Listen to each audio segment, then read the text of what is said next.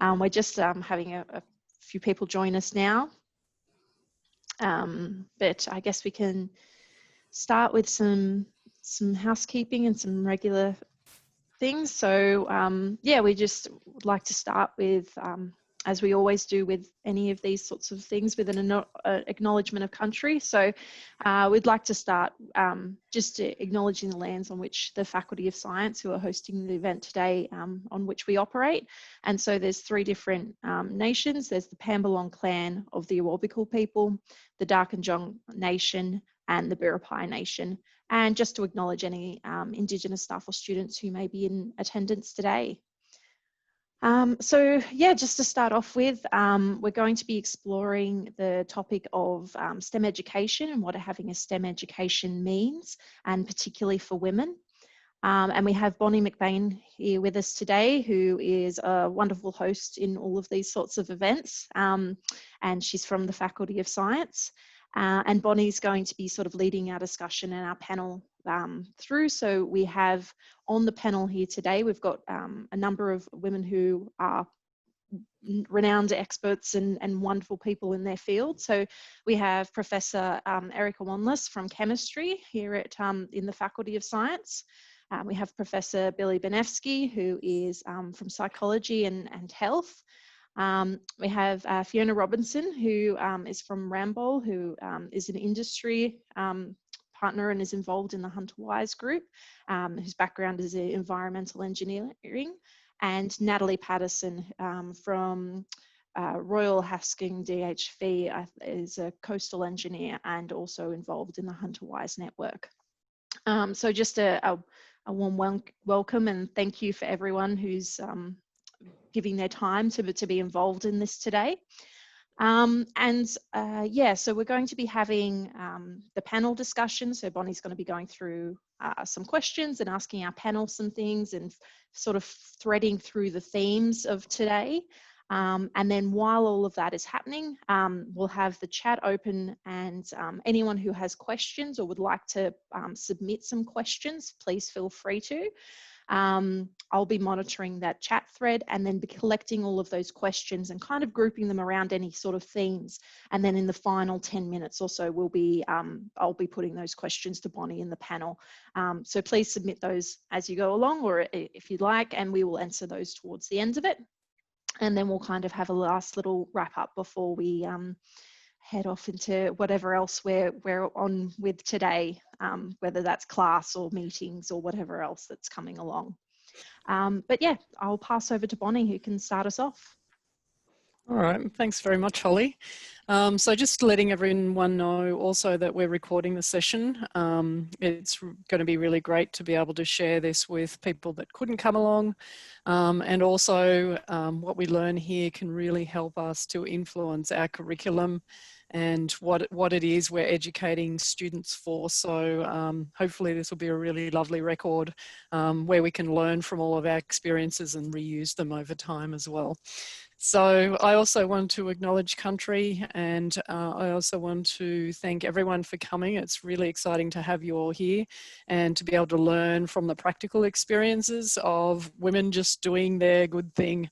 So I wanted to start off with our panel members, maybe just introducing themselves and what it is they do at the university before we go on any further. So I'm also actually really excited to have some industry panel members here today, because I think that's so fantastic, because this is out in the real world, this is where our graduates go. So I think it's such an important perspective that we can listen to and learn from as well.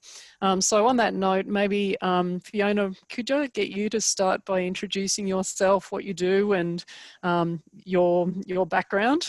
Yes, sure. So I'm an environmental engineer. I'm a graduate from Newcastle Uni in when engineering first included the environmental stream as part of that course. I went into contaminated land management and have been working on contaminated land or contaminated site assessment in Newcastle and the sort of New South Wales area and Queensland for the last nearly 25 years, which has been a great place. Newcastle's had a lot of redevelopment in that time.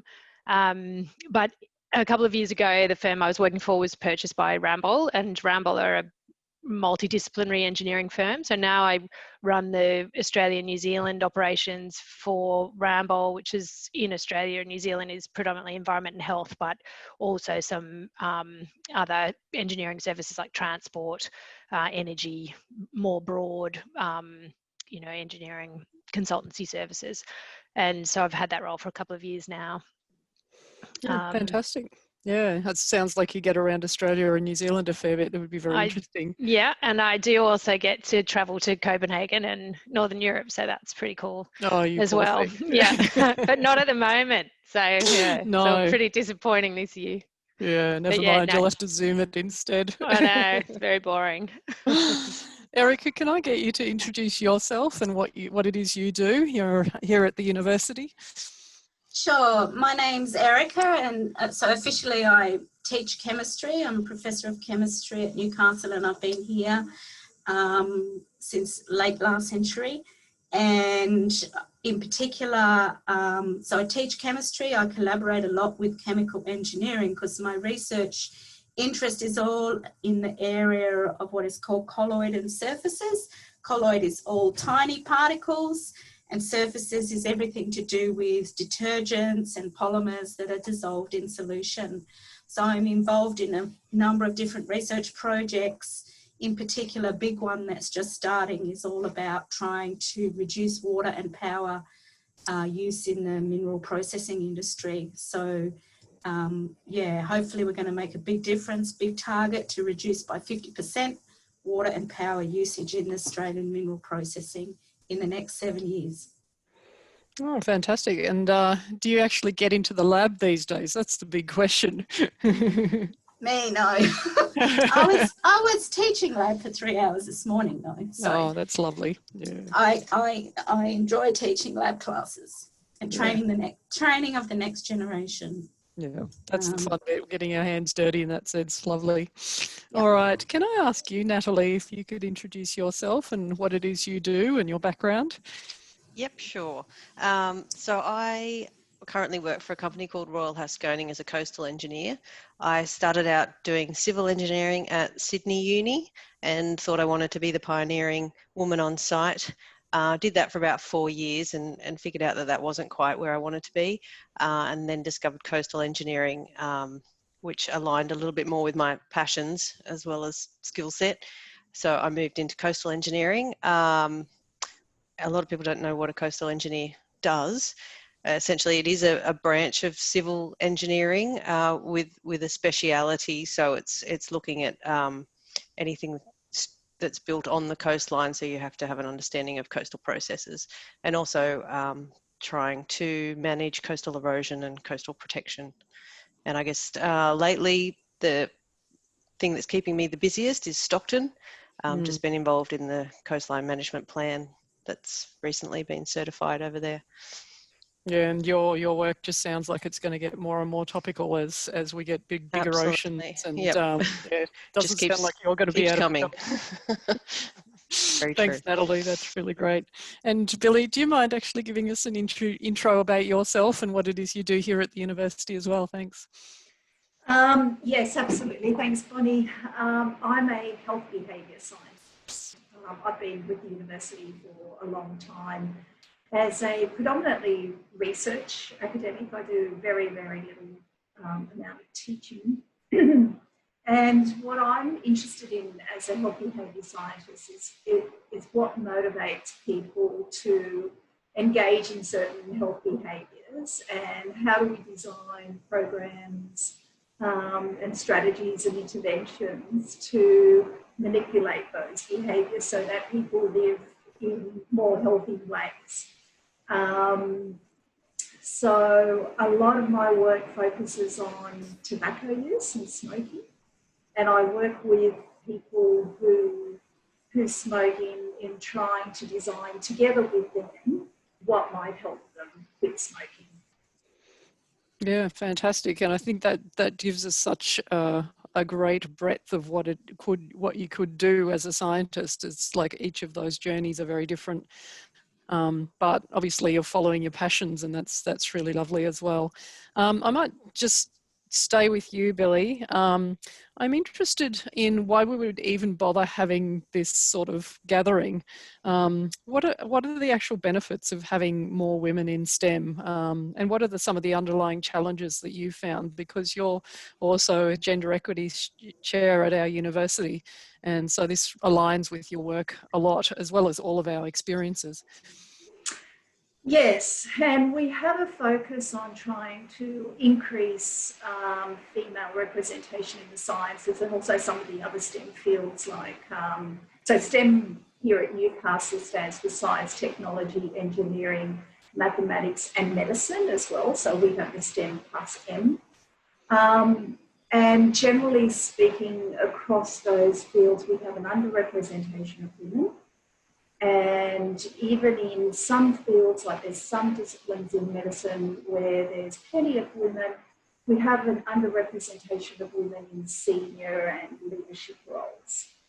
So there are special initiatives and there are programs, including, you know, gatherings like this that aim to try to increase female participation in the sciences and the other STEM fields. And it's really important to have female representation.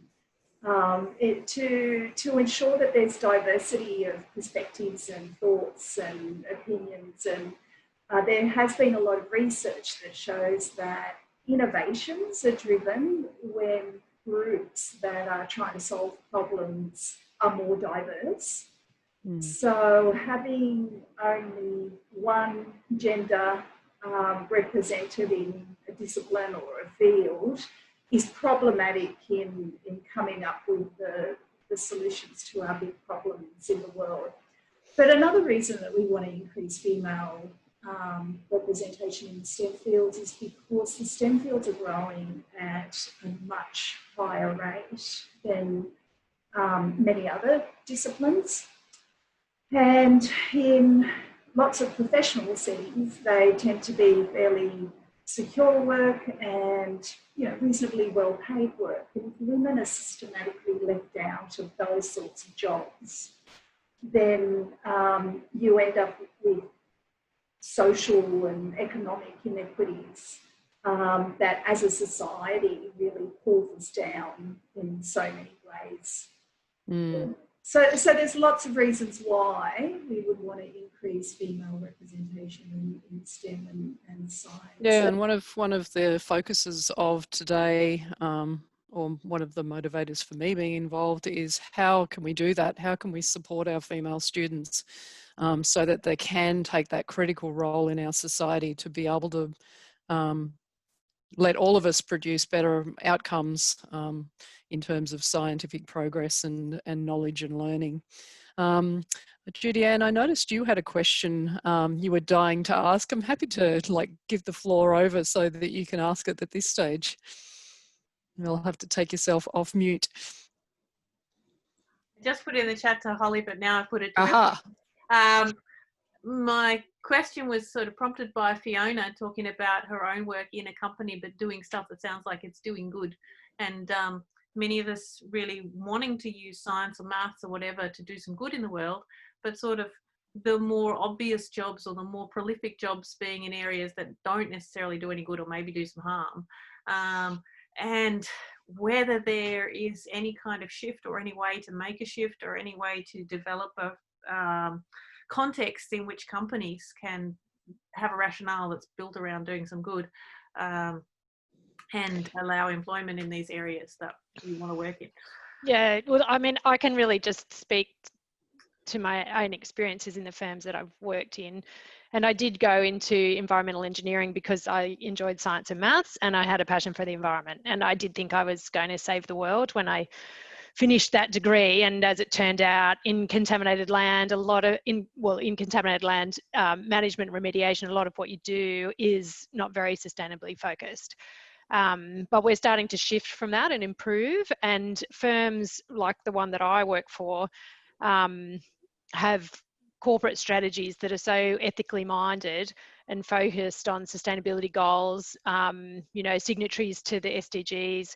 And so they work in a framework where they're quite prepared to not work on projects that would bring reputational damage for them as a consequence of working in that, on that particular project. And if you take, you know, not to be too political, but if you take the Adani coal mine, for example, a lot of companies stepped away from that project because it was seen to be too, you know, reputationally damaged and not aligned with the SDG goals.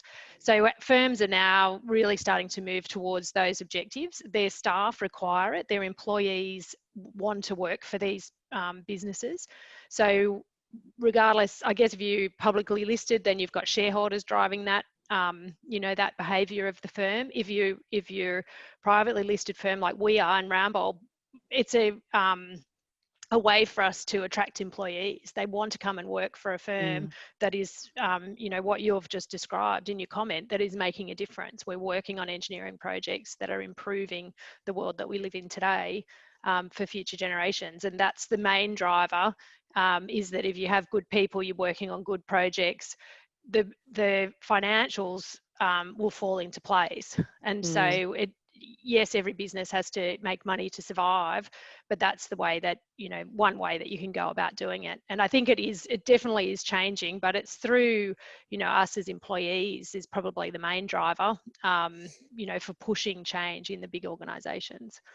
Yeah, and I think it's coincidentally, it's a really time of environmental concern and also lots of opportunities and shifts in thinking at the moment. So it's really lovely in that sense. And when we listen to our students, they're coming to the university very much with the motivation of making the world a better place and improving things. And so my next question, and Erica, you might want to weave that into something else that you've also might like to share. What is it that students can do to be able to fulfill their career purposes? What happened in your career to be able to help you to get where you got to? And that's a really big question. So maybe just some examples would be really helpful. And I'll start with you, Erica. Okay, so I wanted to just say something to follow on as another example to Fiona's, first of all, because I think those examples that Judy Ann is probing about wanting to save the world, they're in every branch of STEM. So to give a really different example, so a non-civil example, if we just take fundamentally, if we want to make, let's say we want to make a COVID-19 vaccine, and we might need to synthesize new molecules to do that. There's a thing in chemistry which is called atom efficiency, which means you've got your target molecule that you want to synthesize. But if you can make a better process so that there are far fewer waste products from that, then you can use all of your resources to the target material and have not so many waste products. So there's really clever chemists around the place who would be, you know, in the past, 100 years ago, they might have worked on really dirty practices. Nowadays, their skills can be put to amazing use to synthesize much more efficiently using resources for the target, in this case, drug or vaccine. And so what I would say is you follow your passion and you work it, and if that's maths, that's maths. If that's chemistry, that's chemistry. For me, it was both of those things. You find a niche that fits with the ethics that you have. And that's probably going to mean that you don't end up doing something for a company that doesn't have the same ethics as you do. But every branch of STEM has got, as Fiona said, a growing purpose within the company environment. The drivers are there economically and socially and environmentally. And so every little piece that we do, and I'm more of a little pieces person in the puzzle, anything that I do is very fundamental science, but it feeds to the bigger picture of using molecules more efficiently. So, and when did you discover this purpose that you clearly have, Erica? Did you like discover it all at once, or did you develop that over time, or? I grew up in a very environmental activist family, and I So I have one brother that works for the Wilderness Society and one brother who's a mathematics professor and me in the middle. So the ethics there of using the world appropriately has always been there. I'm fortunate, it was a very science nerdy household as well. So, and maths was an underlying theme, but I'm lucky my parents are both scientists by training. So I didn't really have much hope of doing anything else. That said, it wasn't necessarily going to be chemistry. And so that's what I mean about following your passion, because chances are you're actually going to be best at what you like doing. Lovely. Natalie, when did you discover what you do and the passion that underlies that?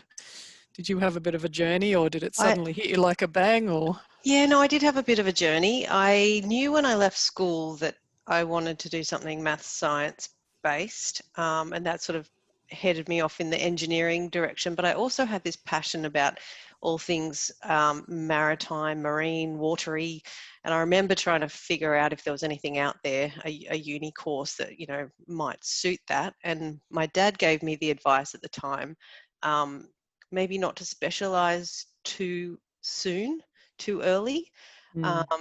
And he was sort of saying, maybe just go with an engineering degree. And if by the end of that, if you're still hell-bent on, you know, this really kind of specialist area, then hone in.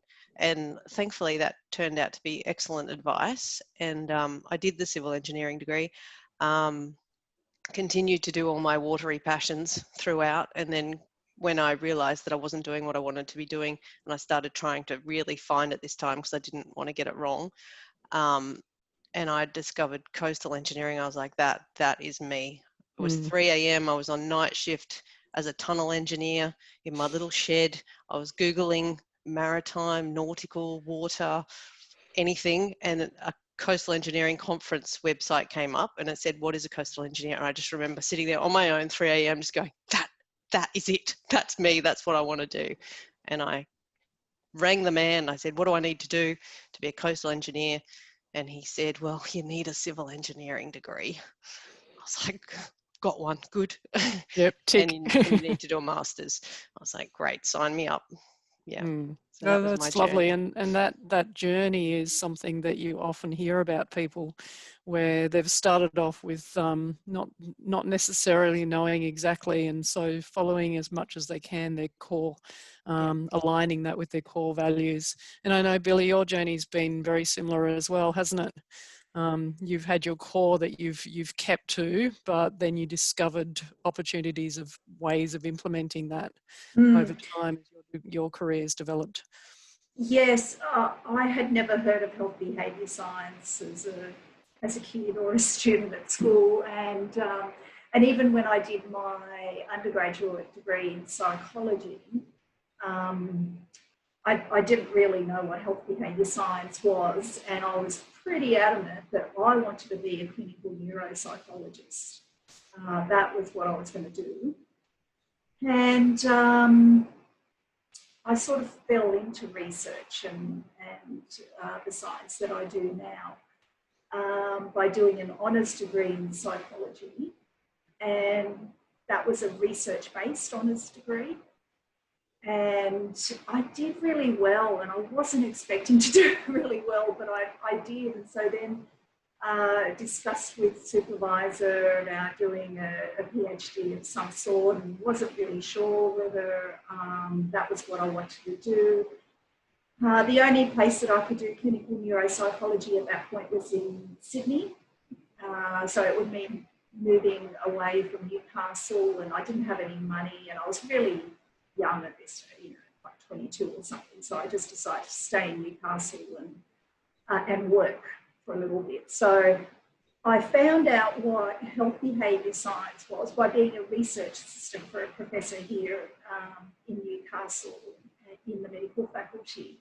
And it was working with that team that I realised that what they do is just so meaningful and so useful, because it's the sort of science that is out in the community and even in the the work that we do in working with health services and clinicians and people who are unwell, it has an impact, an immediate impact.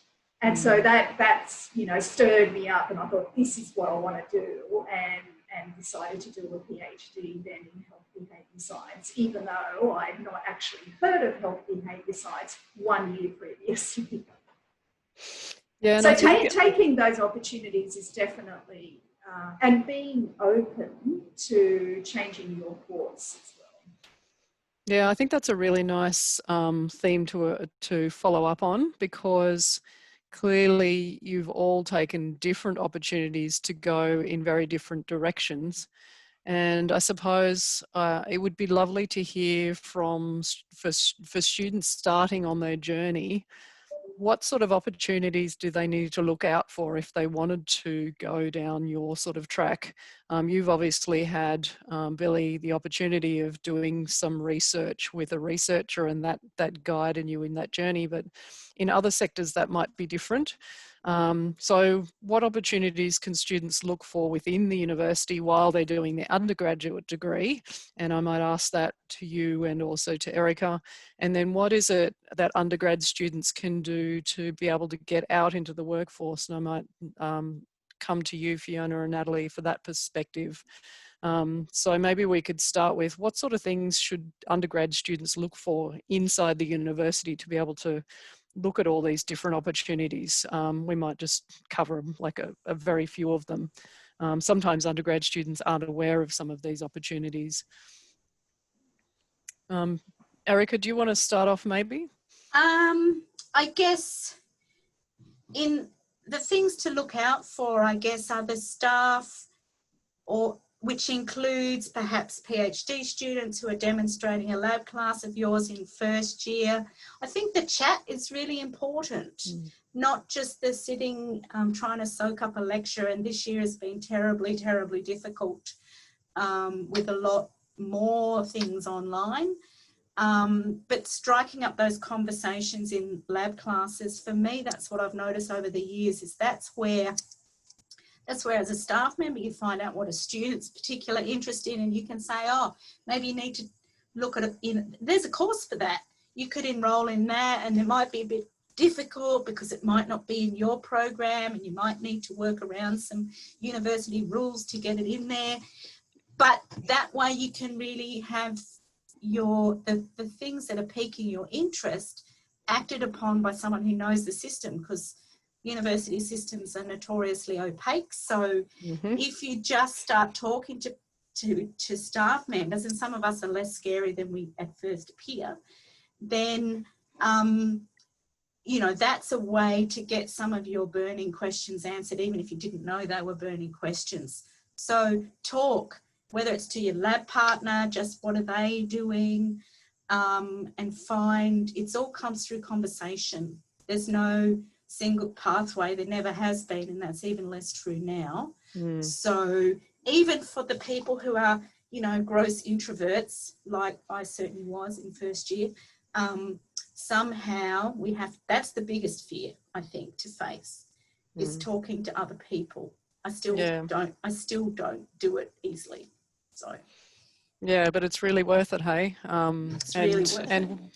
To be very blunt, we love talking to students. We love talking about our research. It's great. So just come and talk to us. Billy, is there any other sort of things that pop into your mind that students can follow up to? I think I would agree 100% with what Erica has outlined there, and pick the subjects and courses that you're genuinely interested in. Don't necessarily feel that you're bound to selecting certain subjects and courses because you have to get to a certain endpoint. Follow those subjects that get you excited, and there are some academic staff who might interest you, and as Erica said, speak to them. There are some courses that we offer to students that have work integrated learning as part of the courses and the programs and subjects, and so if you're the sort of person that wants to get out and do some practical work, look for those subjects as well. And it's, I think it is actually more work integrated learning that they could follow. I think there's some student groups that students can join that are special interest groups as well. And then that way you can share stories with peers as well, for not just academic staff, but with other students too. And Erica's right. Erica, you've got one more. I was just going to add to that. I mean, the university's recently been building quite a few. They're called teal spaces, but you can just call them places where you can hang out. And so if you know maths is for you, loiter around the maths building. If you know chemistry is for you, loiter around the chemistry building. That's how you can have some of those conversations much more easily, because there might be other students hanging out, particularly if they're the year ahead of you. You can say, how did you find that course? I'm a bit concerned, or I've heard this. Don't think you can only get answers from staff, because it's really important to talk to societies, as Billy says. There's many student societies. Again, this is not a good year for student societies, for ChemSoc or biology society or whatever, but they generally are more active than this year. And that's something that's very useful to see that, yeah, actually, if I follow my passion, I can see students in this trail ahead of me. And that can be so inspirational and motivational, and bridge the gap between something that is within your reach, I guess. Yeah, and confidence building as well, which is lovely. Fiona, what sort of opportunities can undergrad students follow up to be able to get into your sort of industry? Like what from your perspective, being in industry for a long time, what are you looking out for in terms of graduates when they come from university, and how can people aspire to getting those skills and attributes? Well, I can tell you what I look for when I'm recruiting people, but that might not necessarily be the answer to your question. But certainly when we're recruiting, it is about the academic performance of the student, what they do in their extracurricular to round out their knowledge, and then what subject selection they've made in terms of how well that aligns with the position that we're going for. But what I would say is that a number of the degrees, like the degree that I did in environmental engineering, is they're very general, and we had 20 odd students in that degree, and we're all doing very different things now in our careers. And so anything that the student can do to understand what specialty area they might like to focus on will assist, because once you start, like often, I'll hire a contaminated land specialist, but they might come out of environmental engineering where they could do wastewater or climatology or a whole range of things. So if you're really interested in those things, you don't want to start a career path as a contaminated land consultant, because it might take you 2 years to work out that that's not for you, and then you have to change again. So there's not very many jobs that you go for that offer you a very general, broad, start in the environmental space, which is where I operate. So the types of things that are out there in the marketplace is there's an organisation in Newcastle called Hunter Environment Institute, and they have a fairly low value, like cost value meeting that they hold fairly regularly, and there's a lot of industry presenters, and it just gives you a little insight into the types of careers that you might have in certain areas.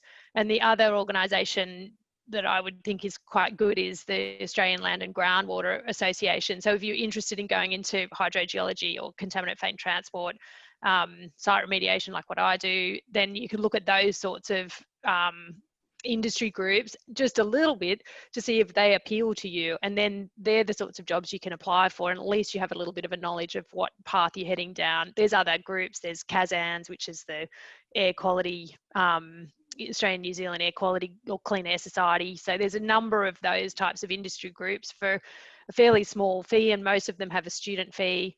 You could participate in some of their conferences and just broaden your understanding of what a career might look like. And I think, you might land the job in the first place, but what you want to do is land the job you want, not a job that after a few years is going to work out is not your passion.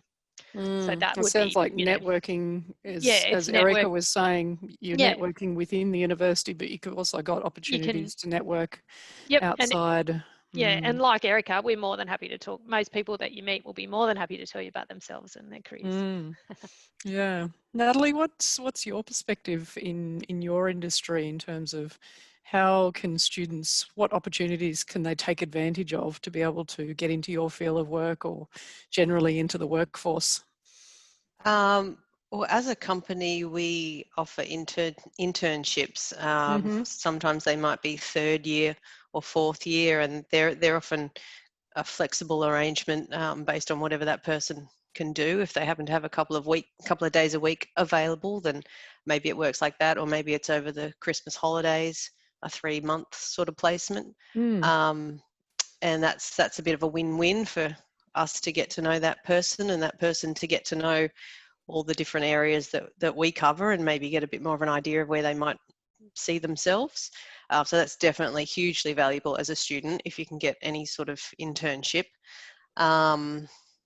or a scholarship. I was lucky enough to have a scholarship through uni with 3 different companies supporting it. So I would go off and work for each of them in the holidays, which gave me a little bit of insight into what was available. In terms of recruiting and what we look for in a graduate, apart from, you know, a good healthy sort of academic record and relevant record, we're also very much looking for life experience and a character who has, you know, gone out to work, part-time job, whatever that may be, shown some initiative, some leadership, got involved in the community, you know, whether it's nippers or, you know, anything that just shows a bit of a character, you know, a bit of strength of character. And then when they turn up, if they have done enough sort of background research to have some idea of what they might be interested in, that's always helpful. But we would typically say to a graduate, you know, you might sit within this group. We've got maritime, coastal, water resources, structural. You might sit within one group, but you're anybody's. So you'll get the full spectrum of experience, and then you might decide a particular area suits you best. Yeah, lovely. Having lots of opportunities to try different things seems to be a common theme in all sorts of sectors. Erica, you've mentioned HunterWise. I know a number of our panel members are involved in HunterWise. It's probably a lovely topic to chat about before we go to any questions that you guys might have. Do you want to say a little bit about that, and we can add more, other folks can add more? So HunterWise is a program we started a couple of years ago, myself and 6 other STEM women here at the university, a number of whom are on the session today. Anna and Karen, I can see, and Juanita was here before. And it's 2 linked strategies, one where we send some mentors into schools, and the idea there is that the mentors are much closer, and they're current students of ours, they're much closer in age, they can understand what the year 9 girl's mind can be like in terms of making important subject choices. And they get to do a fantastically fun project aimed at solving a problem in their community, which could be about contamination in the local creek, or it could be about mental health. And they work with that mentor over a term period. And that's designed to go into schools where maybe there hasn't been a year 11 chemistry subject for a few years, or there hasn't been an IT subject, or the enrolment numbers are really low. So that speaks to Judy Ann's comment earlier about being what you cannot see. And what we then do is we have wonderful participants from industry like Fiona and Natalie. They're from the industry side of the network, and we can take the girls to site visits or to talk with those industry experts directly, again showcasing women working in the industries in the Hunter, because there's lots of STEM jobs in this region, but often they're out of reach. And so it's about keeping minds open. I think they're always open in the young, but we just need to keep them open long enough that women students see it as a genuine career option. So that's what we do with HunterWise. So I just put a link in there. If you're not in the network, you can join the list. Again, things have been quiet this year because we haven't been able to run the schools program, but we truly hope to be doing that in 2021 again. Yeah, and it's a really good extracurricular opportunity for undergraduate students to go out and mentor, and lines up really lovely with what Natalie's talking about, getting that that breadth of experience to give you that character. And if you're a current student listening, then maybe you're interested to be a mentor next year. So from any STEM discipline, keep an eye on that, the website and our Facebook and everything. And hopefully we'll be putting job ads out for mentors early in 2021. Fantastic. It's an amazing program and would be so fun to be part of. Holly, are there any questions that I need to be looking towards, or are they mostly just comments in the chat at this stage? I think that there's been a nice healthy discussion happening through the chat there. So there was, and Judy-Ann sort of hinted at this before in her comment about you know, other factors. Say someone's a first in family, or someone has to work you know, multiple jobs in order to support themselves, and so maybe we could talk about some of how there's often impacting other factors to university, to accessing or succeeding or staying in university, and you know, are there anything that might be useful in terms of support or help for students in that sort of way? Erica, do you want to start off with that? Have you got any thoughts in answering that, or will I defer to Billy first? Billy first, sorry. I was just off, I was off on a HunterWise dream just then. I need to come back to the look, thank you very much. I don't know a lot, but what I do know about this area is that the university does offer different pathways into and through university for people who might be experiencing, you know, different sorts of conditions that might be limiting their ability to get an education. So there are schemes available for people who are from lower socioeconomic background, also from more rural and remote areas, and so geography might be a difficulty for attending university, and for people who are Aboriginal and Torres Strait Islander communities. We have lots of programs. We have the Waltuka Centre for Education. So I think, you know, the university is trying really hard to address those inequities and ensure that everybody's able to get an education. I was first in family, and I come from a non-English speaking background. I started learning English when I started school.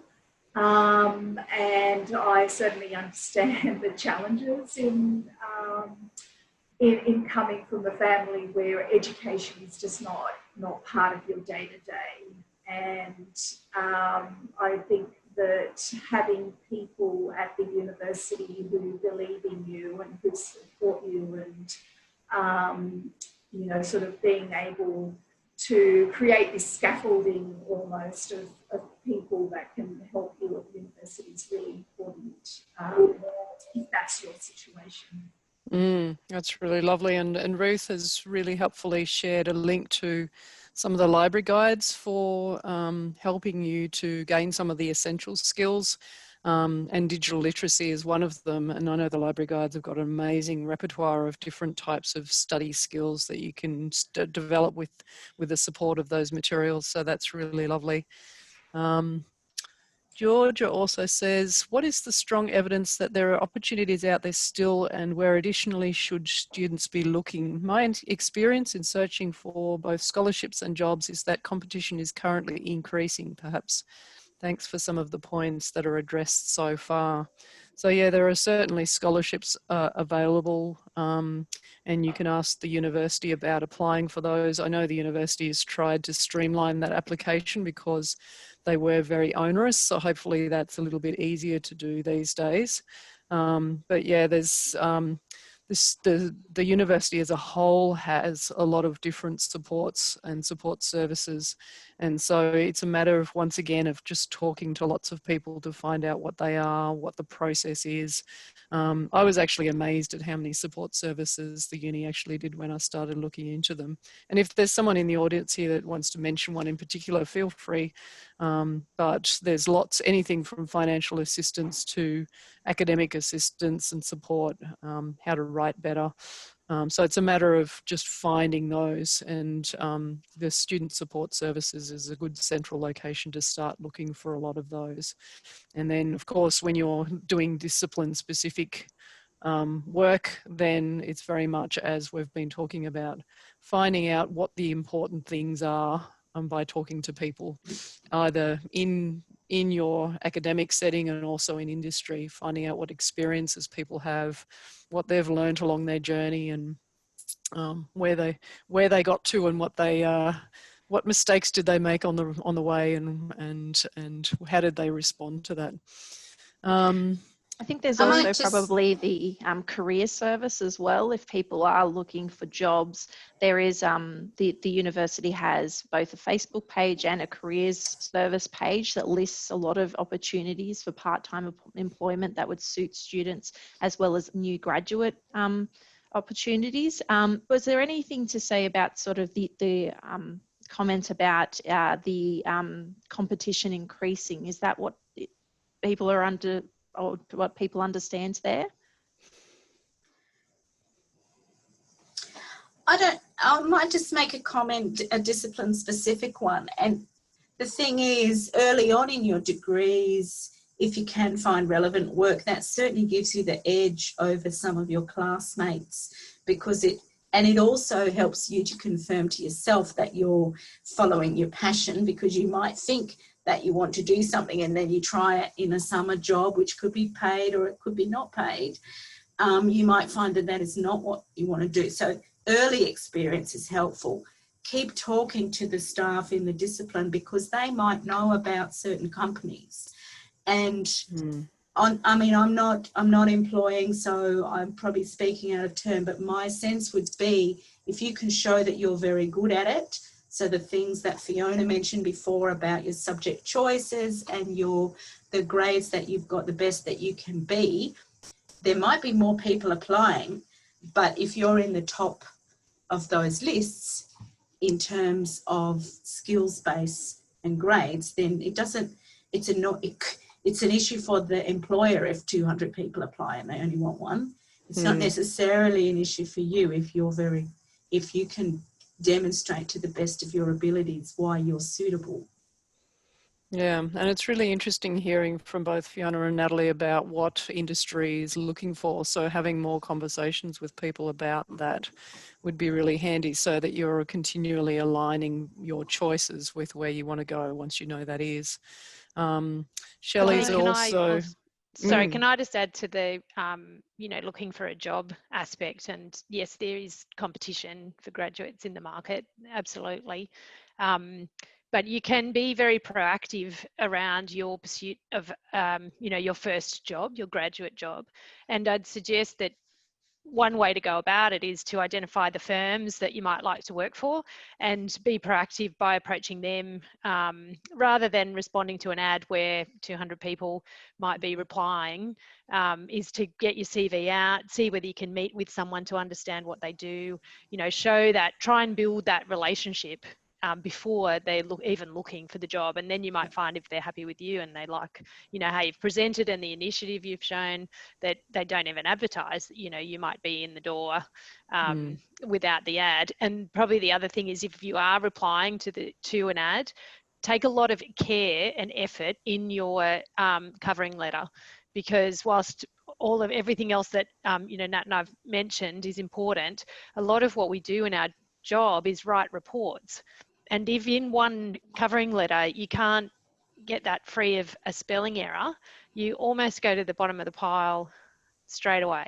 So be very, very careful and put a lot of, you know, effort into getting your covering letter right. And that comes back to the, you know, do you just apply for 5 jobs in response to 5 job adverts and do it very well, or do you reply to 200 and hope that one of them sticks? So, you know, just put a bit of strategy into how you go about finding your first job.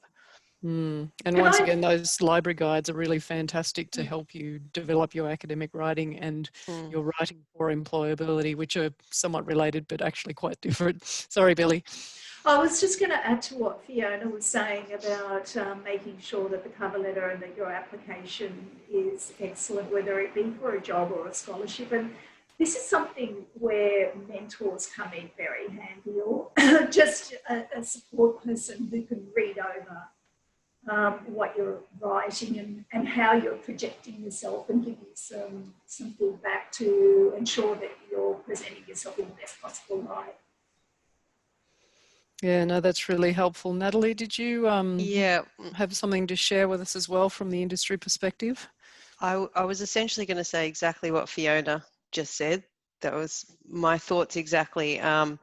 In terms of being proactive, don't wait for the job ads to come out. Figure out who the players are and go directly to them. And I guess the way I did it when I decided I wanted to get into coastal engineering, I spoke to the professor, the lecturer, asked him who the players were and got some contacts, and just went directly to them with a phone call and a letter showing interest. And, you know, I made sure I'd sort of done everything that actually was evidence of that passion and interest. And yeah, they just called me straight in for a job interview for a job that didn't exist. So yeah, a bit of a proactive approach is definitely the way to go.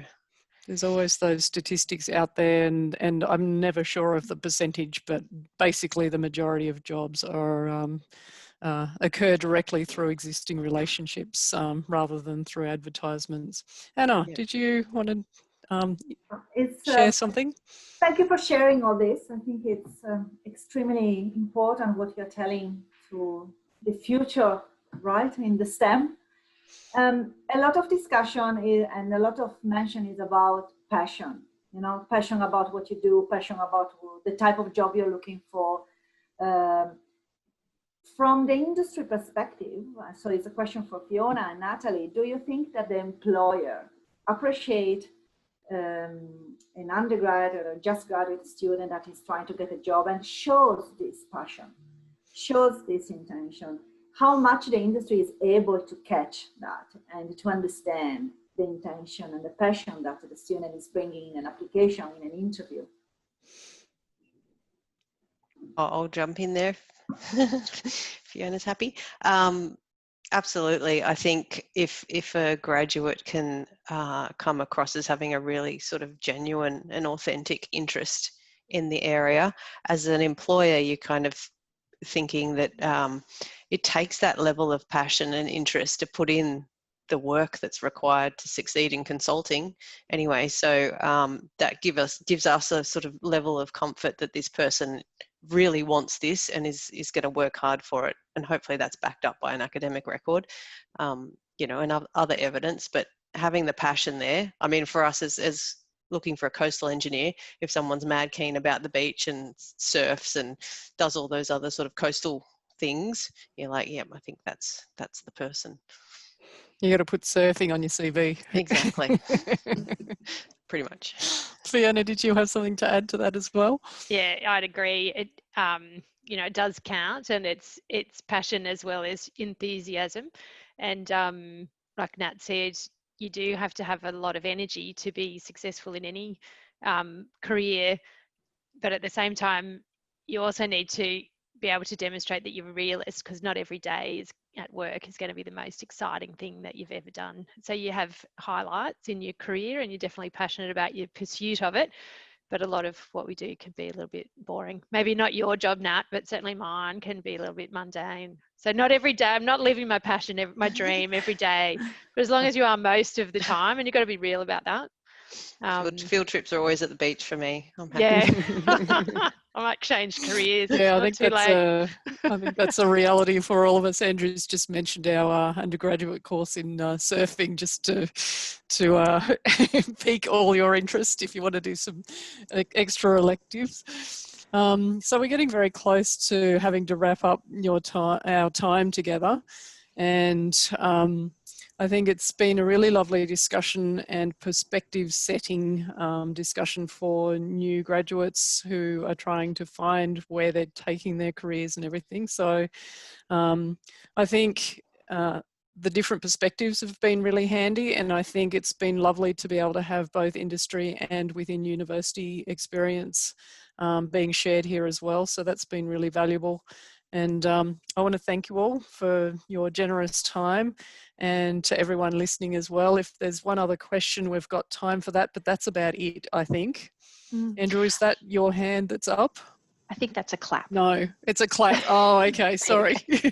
I'd just like to mention, I just put a survey in there. There's a really quick question. If anyone wants to give any feedback or have any further questions, send them through, and we'll see if we can get back to you on that. Awesome. Thanks, everyone. Thanks for your time and your amazing expertise shared. And take care for the rest of the day. Thanks for having me. Everyone. Thanks for having us. Bye. Bye.